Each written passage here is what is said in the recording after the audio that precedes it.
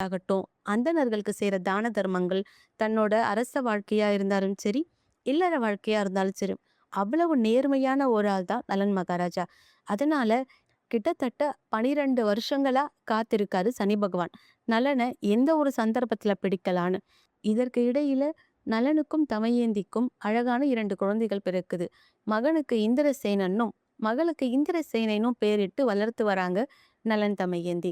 அவங்க வாழ்க்கை ரொம்ப அழகா, ரொம்ப செல்வ செழிப்போட சந்தோஷமா போய்க்கிட்டு இருக்கு. அப்படி ஒரு காலகட்டத்துல நலன் தன்னோட சந்தியா கால பூஜைக்காக ஆலயத்துக்கு போறாரு. போற அவசரத்துல கால ஒழுங்கா கழுவாம தன்னோட பின்பாதம் நனையாம கழுவிட்டு புறப்படுறாரு.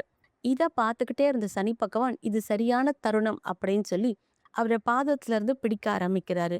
இப்படி ஒரு மனுஷனுக்கு நேரம் நல்லா இருக்கும்போது எல்லாமே அவருக்கு நல்லதாவே நடக்கும். கொஞ்சம் நேரம் சரியில்லைனாலும் அடுத்து வைக்க